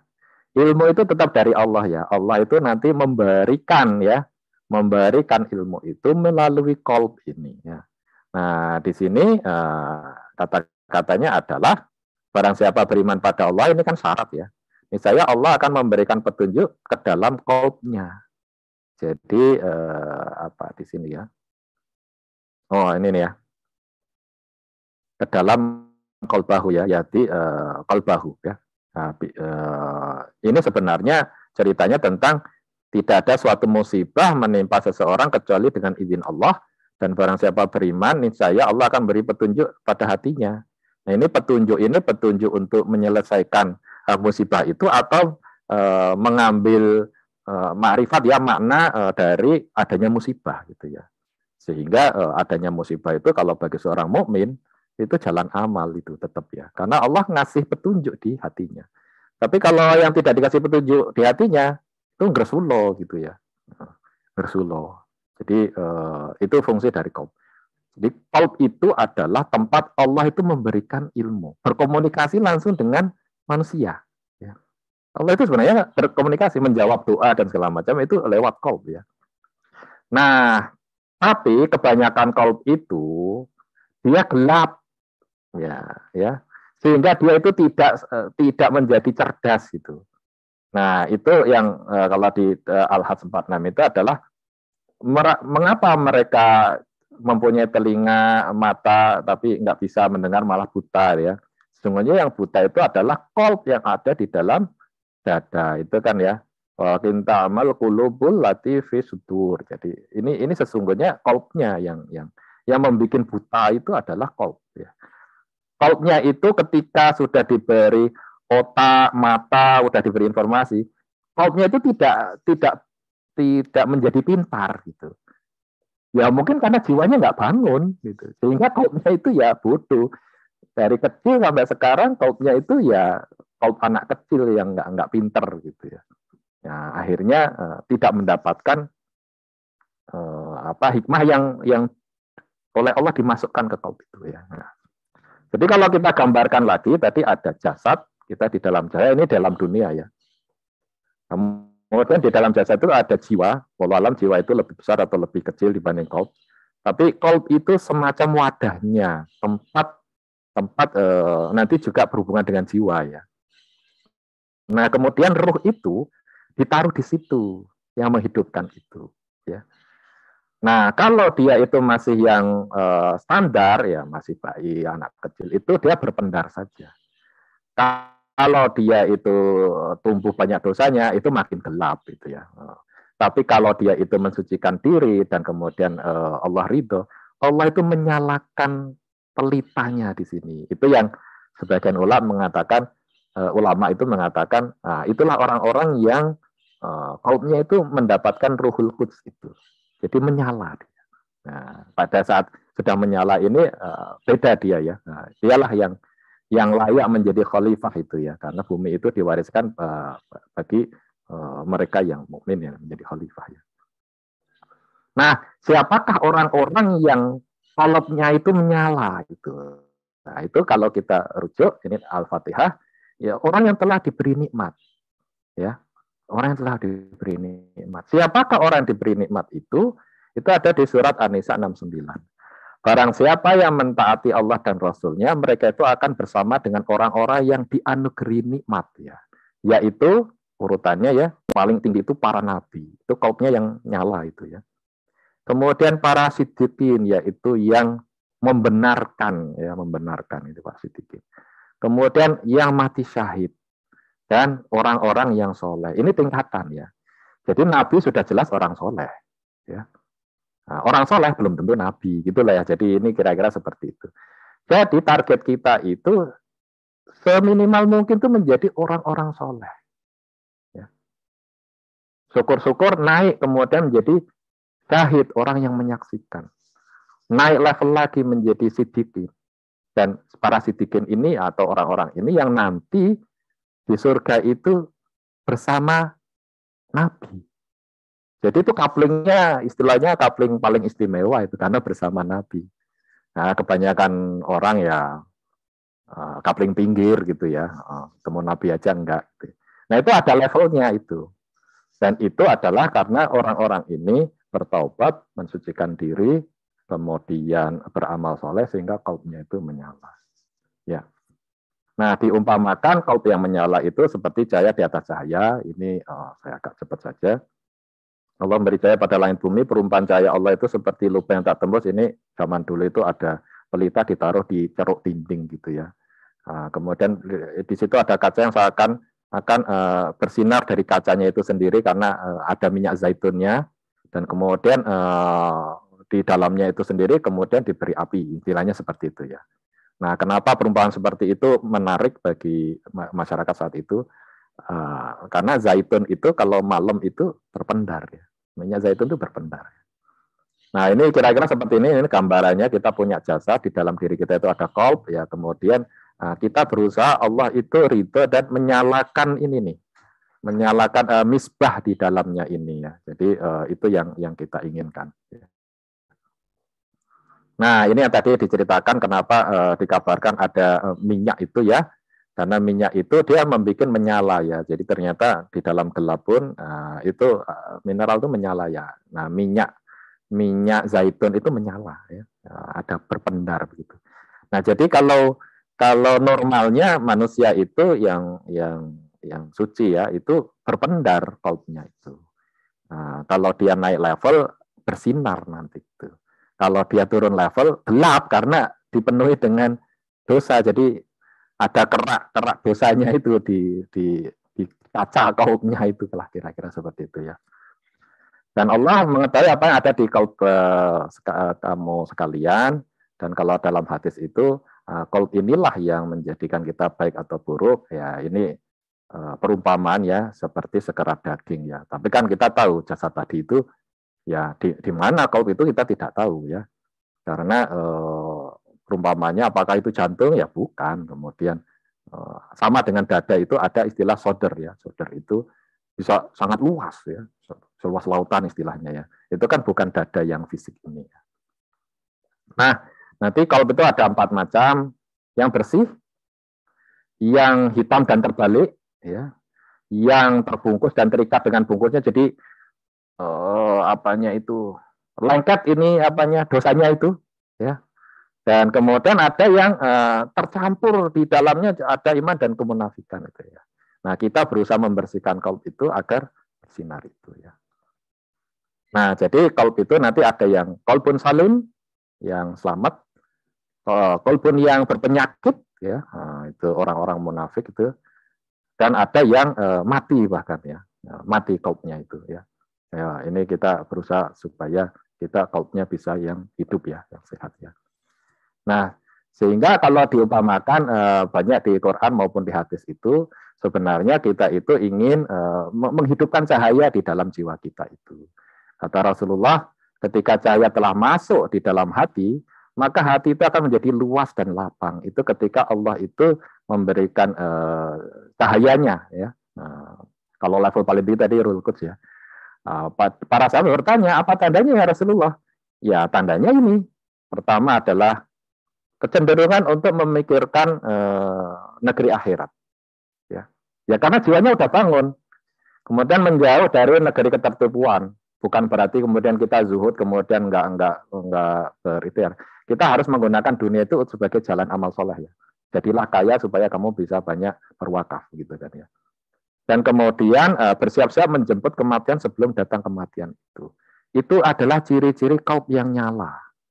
Kalau qalbnya nyala itu melihat dunia itu seperti dalam hadis lain itu seperti nenek-nenek yang sudah keriput itu, yang tidak menarik begitu. Jadi tapi kita tetap mengusahakan karena kita tahu itu tiket kita untuk beramal soleh. Cuman sudah enggak, itu, ya, enggak terlalu wow gitu kan, ya. Nah, itu ciri-ciri kalau qalbnya nyala. Jadi kalau kecenderungan seseorang pada dunia itu masih sangat tinggi, kuat itu, ya. Nah, jangan-jangan itu jiwanya belum bangun itu, qalbnya gagal menyala gitu, ya. Nah, ini kalau kita hubungkan dengan apa tadi sebagai khalifah tadi, maka si jiwa tadi pertama tadi ada ayatnya, tugasnya adalah mengenali Allah dan berserah diri kepadanya. Tugas yang kedua adalah memakmurkan dunia. Ini beramal soleh ini, karena kita menjadi khalifah. Nah, tugas yang ketiga adalah di Quran, ini nanti kapan-kapan kita bahas, adalah menyelamatkan jiwa lain dengan mengajak pada kedua hal tersebut. Ini kan dakwah, ya. Rasulullah itu sudah tahu tentang dimensi yang lain tadi, sudah diberi pengetahuan. Dan dikasih tugas menyampaikan untuk menyelamatkan jiwa lain. Sehingga Rasulullah itu, kalau kita mempelajari tarikh itu, tidak ada keinginan membunuh musuhnya atau menghancurkan musuhnya. Hanya dalam perang, ya, itu pun statusnya membela diri, ya. Karena tahu beliau itu kasihan dengan jiwanya itu. Makanya kita mendengar Rasulullah itu mau diludahi oleh seorang Yahudi yang buta atau yang memaki yang buta itu malah dilayani gitu ya. Karena Rasulullah melihat jiwa. Yang jiwa ini harus diselamatkan gitu ya. Kira-kira seperti itu. Nah, supaya jiwa kita bercahaya, ada di Al-Furqan adalah kita harus bertaubat, beriman, dan mengerjakan amal soleh. Maka keburukan-keburukan, sayyiat yang ada di qalb itu akan diganti Allah dengan kebajikan. Jadi kita melakukan tugas kita yaitu bertaubat, beriman, dan mengerjakan amal soleh. Maka sayyiat itu, sayyiatihim itu akan diganti menjadi hasanah. Ya, nanti bisa didiskusikan kapan-kapan. Nah, sehingga Rasulullah itu mengajarkan ya perumpamaan yang indah ya kalau tentang jiwa itu adalah cahaya ya. Sehingga di dalam hadisnya Rasulullah mengajarkan untuk berdoa meminta cahaya. Jadikanlah dalam hatiku cahaya, dalam lisanku cahaya, pendengaran cahaya, penglihatanku cahaya, jadikan belakangku cahaya dan depan. Ini doa yang diberikan oleh Rasulullah. Konteksnya adalah ya agar jiwa kita ini bersih ya dan kemudian bersinar gitu ya. Ya. Saya kira itu. Nah, saya mengutip Rumi ini yang terakhir ini, if light is in your heart, you will find your way home. Itu artinya kalau qalb kita itu menyala ya kita jadi tenang untuk pulang pada Allah itu lebih tenang ya. Nah, itu yang dibahas cukup panjang ya, ya, mudah-mudahan ya, bisa membantu untuk diskusi ya. Maaf tadi saya matikan karena internetnya tidak stabil. Oke, moga Om Dudi, Mas Dudi, untuk kita lanjutkan dengan diskusi ya, tinggal 10 menit ya. Masih mute ya, Mas Dudi. Ya, alhamdulillah, jazakallah khairan katsir. Terima kasih banyak Ustaz Khairul Umam. Dalam ini, insya Allah. Masih ada waktu untuk sesi tanya jawab, ya? Ya, monggo 1, 2 ini. Ya, sampai jam 30 kita buka sesi tanya jawab. 2 pertanyaan saja, ya. Ya. Monggo yang mau bertanya boleh dipersilahkan langsung. Saya Om Dudi. Ya, monggo Mbak Anin.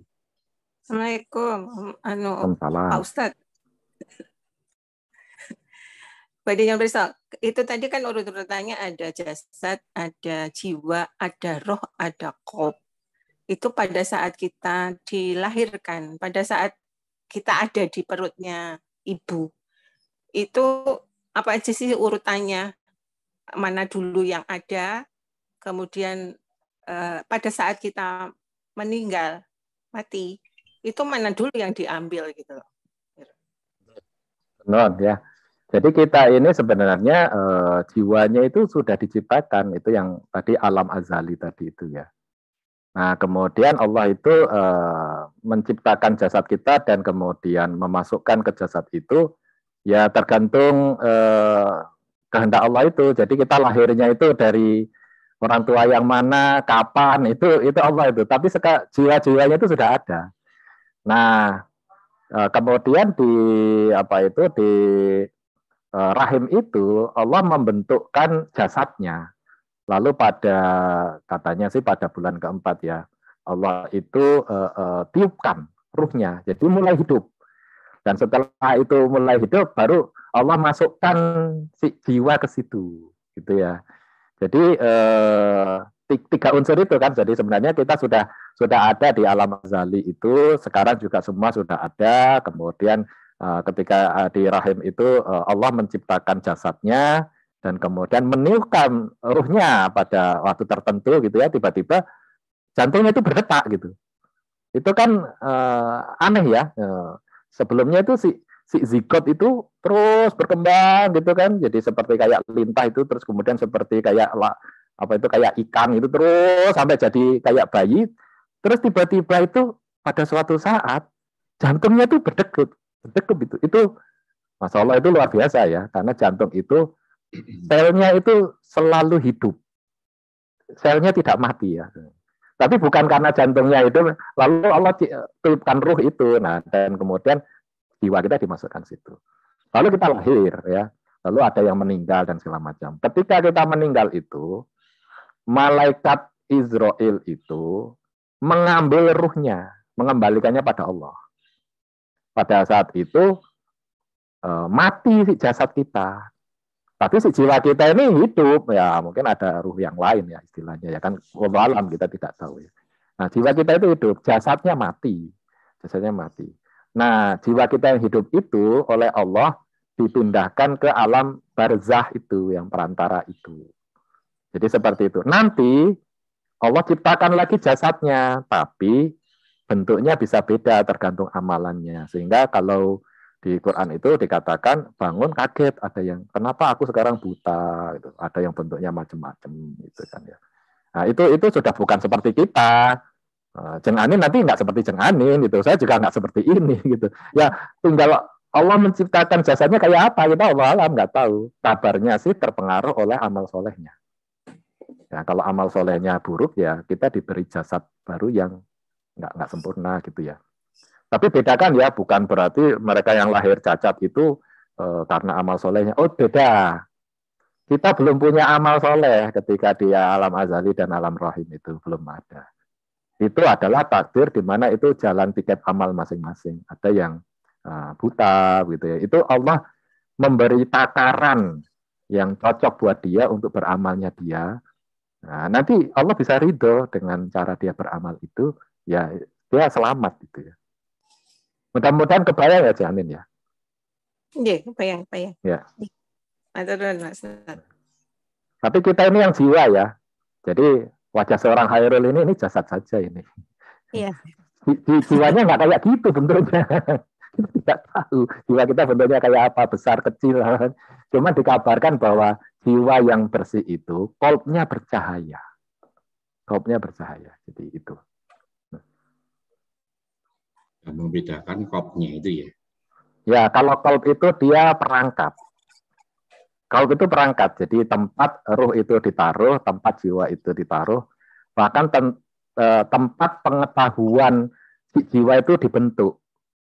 Jadi jiwa itu bisa punya ilmu, bisa bangun dan menjadi cerdas. Nah, bedakan dengan cerdasnya fisik ya. Cerdasnya fisik itu disebutnya itu adalah level luar dari kolb. Nah, jadi apa ya? Jadi kolb itu nanti berlapis-lapis ya. Nanti di situ ada kolbnya bangun hanya sebatas sensor jasad saja. Lalu dia mulai berilmu bangun itu karena dia berislam itu ya. Sampai kemudian dia menyala itu karena punya ilmu makrifat. Jadi yang punya itu si kolb itu, si jiwa di dalam kolb itu maksudnya ya. Itu yang tadi dikatakan, loh kamu tuh udah dikasih mata kok kamu itu nggak bisa ngelihat. Gitu. Maksudnya si kolbnya itu nggak bisa ngelihat gitu. Jadi informasinya nyampe ke kolb, tapi kolbnya nggak bangun gitu ya. Jadi ya nggak bisa lihat, dia tetap pingsan gitu kan ya. Nah itu yang dimaksud dengan ayat tadi. Oke, terima kasih. Ini pertanyaan selanjutnya dari Pak Didi. Bagaimana dengan cahaya atau nur yang diberikan Allah terhadap Nabi Shallallahu Alaihi Wasallam dalam perjalanan atau kebesaran Isra Mi'raj? Itu pertanyaannya, Ustaz. Jadi Isra Mi'raj itu kan latar belakangnya Rasulullah itu mengalami tahun duka cita itu ya. Jadi mula-mula istrinya meninggal gitu ya. Jadi para nabi itu mempunyai ciri yang mirip, yaitu adalah dari kelompok bangsawan. Terus terang ya. Jadi itulah yang menyelamatkan tugas kenabian. Jadi itu dari rata-rata kalau kita ingat cerita Nabi Soleh misalnya gitu, kamu itu kan miskin tapi kamu itu orang terhormat jadi nggak dibunuh itu. Musa itu kalangan bangsawan itu ya. Nah, Rasulullah itu kalangan bangsawan, walaupun dia itu miskin, kan dia yatim piatu, nggak punya banyak, nggak ada waris, itu kan ya, dia aja. Tapi dia itu terlindungi karena dia bangsawan. Nah, Khadijah itu bangsawan juga, sehingga orang-orang itu segan. Kalau dia levelnya seperti Bilal itu bisa dibunuh dari awal itu kan ya. Jadi enggak, bangsawan itu. Pamannya Nabi itu Abu Thalib itu bangsawan kan, dari keluarga bangsawan kan. Nah, ternyata kemudian meninggal, artinya pengaruh proteksinya itu berkurang. Mula-mula yang meninggal Khadijah, kemudian meninggal adalah pamannya kan ya, atau saya terbalik, kayaknya seperti itu sih. Nah, itu berat sekali. Posisi Rasulullah itu secara di masyarakat itu proteksinya itu berkurang drastis. Ya, berkurang drastis. Makanya kemudian beliau hijrah kan. Beliau hijrah. Sudah mau dibunuh rame-rame itu rencananya itu. Nah, pada saat itu Rasulullah itu sangat sedih ya. Sangat sedihnya karena berdakwah jadi berat. Karena proteksinya hilang ya. Nah, Allah kemudian memberikan hiburannya itu adalah di Isra Mi'raj kan. Dan kita tahu bahwa Isra Mi'raj tadi itu menembus dimensi ya. Jadi menembus dimensi, bukan perjalanan. Kalau kita bicara itu fisik atau hanya jiwanya saja, itu Allah alam lah. Itu ulama berdebat ya. Bagi saya itu adalah fisiknya juga nggak masalah kan. Allah yang menciptakan kan. Mau dipindahkan dimensinya juga nggak apa-apa. Gitu. Tapi kisah itu menunjukkan bahwa ada alam-alam lain. Gitu. Dan kemudian Rasulullah itu dikuatkan dengan melihat alam-alam lain itu. Dan untuk setiap level Nabi, kalau saya yakin, Allah itu menguatkan dengan Ruhul Quds itu. Karena pada level orang beriman saja bisa jadi ya, wallahualam itu ada yang berpendapat, bisa loh kalau kita itu dikasih ya mungkin Ruhul Quds juga gitu kan ya. Kalau kita pada level orang-orang yang diberi nikmat tadi itu ya. Nah kalau para Nabi sudah pasti itu dikasih. Karena itu adalah ruh yang menguatkan. Di mana ruhnya itu membawa ilmu. Jadi Ruhul Quds itu kalau ditafsirkan itu rohnya itu membuat jiwa itu dapat ilmu gitu dari situ, sehingga Rasulullah itu menjadi cerdas gitu, bisa melihat apapun itu sangat cerdas itu, karena sudah dikasih Ruhul Quds itu ya. Nah secara fisik kita mau ada perang segala macam itu kan ya takarannya lah kotak-kotaknya seperti itu ya. Tapi secara jiwa itu sudah dikasih Ruhul Quds ya. Kalau para nabi itu levelnya pasti itu. Nah itu pasti terang, itu terang. Yang menjadi pertanyaan itu kita ini sudah bangun belum? Bangun pun sudah berbentar belum? Ya kan masih banyak dosanya kan. Sedang berbentar masih ada kemungkinan untuk menyala atau tidak gitu kan ya. Itu kita berharap gitu ya Allah. Mudah-mudahan taubat saya diterima, keimanan saya itu membuat engkau ridho dan amal solehnya membuat engkau itu menghidupkan cahaya di qalb saya, sehingga Allah itu membuang sayyi'ah ya, sayyi'ah itu rasa yang buruk itu dengan hasanah, dengan kebajikan. Nah orang yang seperti itu yang mendapat nikmat itu, mendapat nikmat. Jadi sangat jelas bahwa orang yang mendapat itu bukan yang kaya, bukan yang terkenal, karena para nabi itu nasibnya banyak yang mati dibunuh, miskin itu kan ya. Tapi mereka itu bersinar itu, kalau istilahnya penduduk langit itu cemerlang lah mereka. Mudah-mudahan menjawab ya. Mudah-mudahan menjawab. Ya. Ya. Enggak. Ini karena sudah jam 7.30. Enggak. Masih bisa satu pertanyaan atau kita cukupkan? Nah itu Mas Samsul ya. Oh iya, monggo satu pertanyaan terakhir. Samsul Hati. Wah ini teman SD. Monggo Mas Samsul. Masih mute nggih? Enggak. Assalamualaikum warahmatullahi wabarakatuh. Waalaikumsalam warahmatullahi wabarakatuh. Nah ini Pak Ustadz, ini teman SD saya. Sudah lama nggak ketemu. Materinya sangat bagus sekali. Saya hanya akhir-akhir ini kan sering dibahas tentang manajemen kolbu.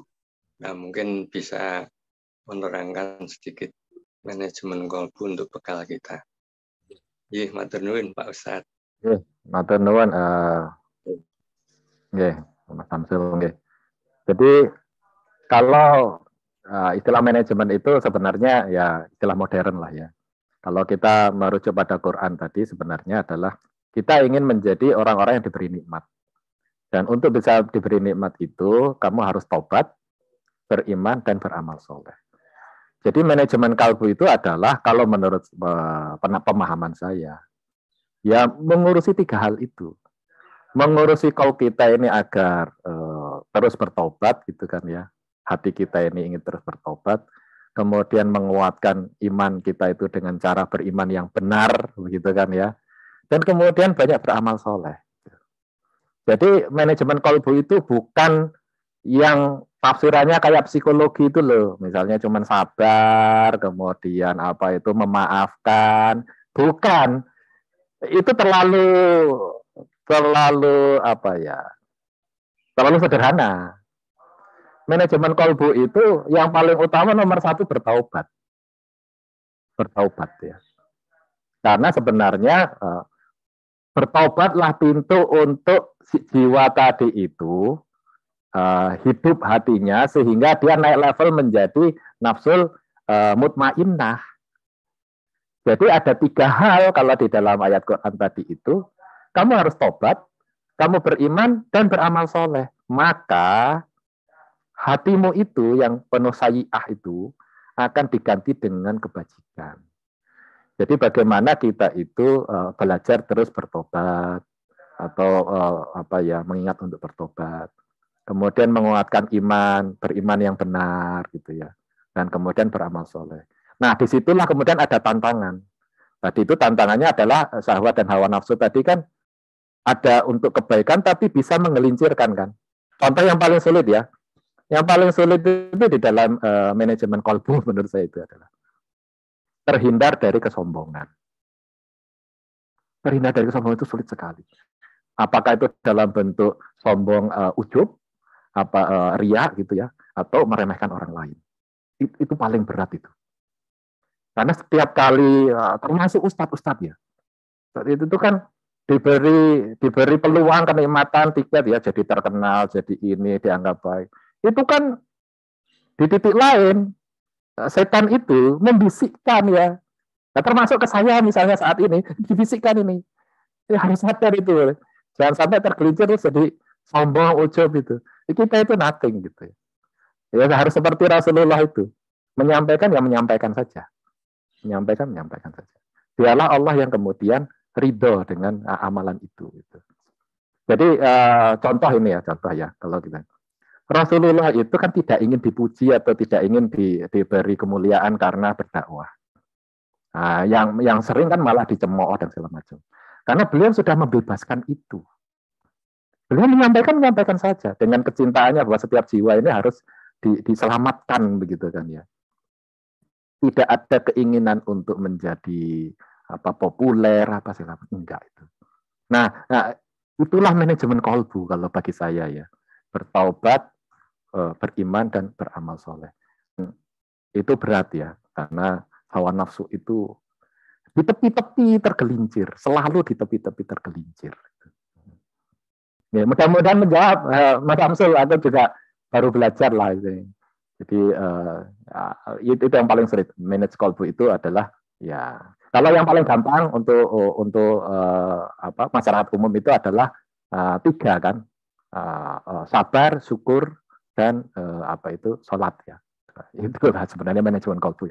Kalau paling gampangnya itu kamu manage kalbu itu ya kalau ada musibah kamu sabar, kalau kamu lagi ibadah kamu sabar gitu kan ya. Jangan merasa capek, kamu banyak-banyak syukur. Itu kan yang gampang itu. Tapi kalau yang esensi itu adalah membawa kalbu kita ini bertaubat, beriman dan beramal soleh. Assalamualaikum. Tenun. Alhamdulillah. Jazakallah khairan katsir. Sekali lagi kami ucapkan terima kasih kepada Ustaz Khairul Ummah atas tausiahnya pagi hari ini. luar biasa ini, dalam membedakan hawa nafsu dan syahwat saja kita harus hati-hati, Masya Allah. Oke, sebelum diakhiri, Ustadz mohon izin saya membacakan resume hari ini. Resume hari ini adalah manusia diciptakan dengan 3 komponen, jasad, jiwa, dan ruh. Jasad diberi perangkat syahwat, jiwa diberi perangkat hawa nafsu, ruh ditiupkan oleh Allah ke dalam jasad agar jasad tersebut berjiwa. Syahwat dan hawa nafsu harus dikendalikan agar manusia sesuai yang diinginkan penciptanya, yaitu beribadah. Cara Allah untuk memberikan pengajaran pada manusia adalah melalui hati atau qalbunya. Sehingga kita berdoa memiliki hati yang bersih atau qalbun salim.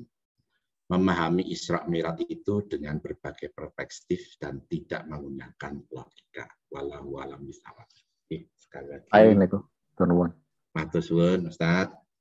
Dan alhamdulillah tadi saya sempat lemas, ternyata doa saya dikabulkan. Sampai dihitung tadi ada 70 orang yang join di pagi hari ini. Alhamdulillah. Seperti biasanya sebelum ditutup, mohon baiknya ditampilkan, akan kita ambil dokumentasi. Monggo Bapak Ibu, Pak Care. Monggo dibuka kameranipun.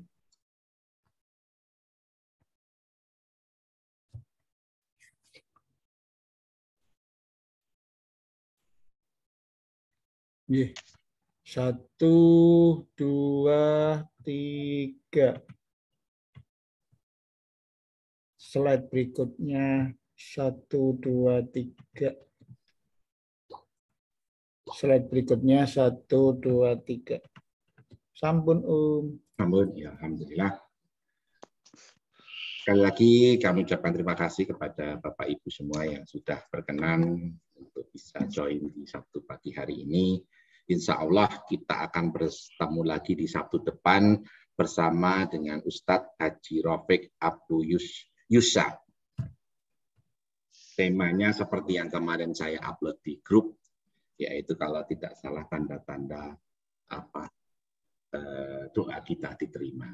Begitu aja. Sebelum ditutup, nanti Ustadz mohon ditutup dengan doa aja, biar pengajian ini semakin bermanfaat dan berkah buat semuanya. Tunggu Ustaz. Moga saya diminta doanya. Kita berdoa. Astagfirullahaladzim, astagfirullahaladzim. Allahumma sholli ala Muhammad wa ala ali Muhammad.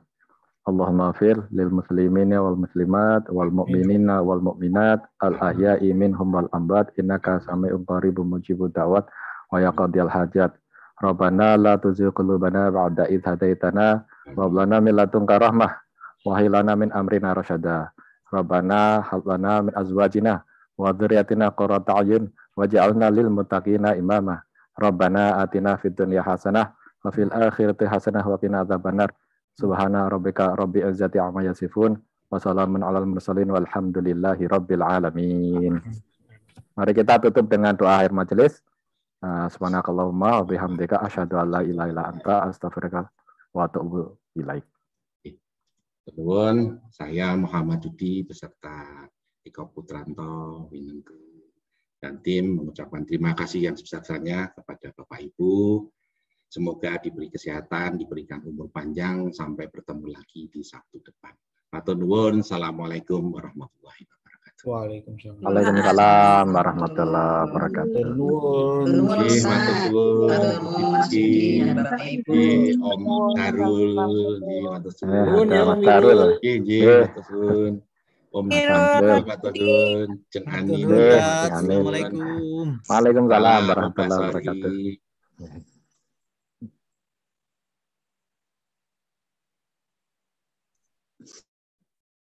Oh, tadi ada Jeng Liza juga itu. Tetangga saya waktu di IAIN. Kok bisa disalami? Ada Om Baruno, Om Boni, barang Om. Oh, Om Baruna ya. Om Bar mudah-mudahan makin paham. Om Baruno. Sudah beberapa kali ini dah ngaji tentang jiwa dan ruh itu. Iya. Kalau Om Baruna ini apa? Senangnya analoginya pakai komputer atau pakai itu? Ada Mbak Titik itu. Iya. Iya, ada Ajeng Titik. Jadi ada yang lebih paham itu. Kita itu software, Pak. Oh iya. Karena Nah, jasad nanti saya itu. dikirim PPT-nya ya. Oh iya, ini saya kirim di sini ya. Ya, ya. Atau Saya boleh ke Pak Carek, boleh. Nanti pasti Oh. ada yang minta itu. Oh, enggak. Saya titip ke ya Om Didik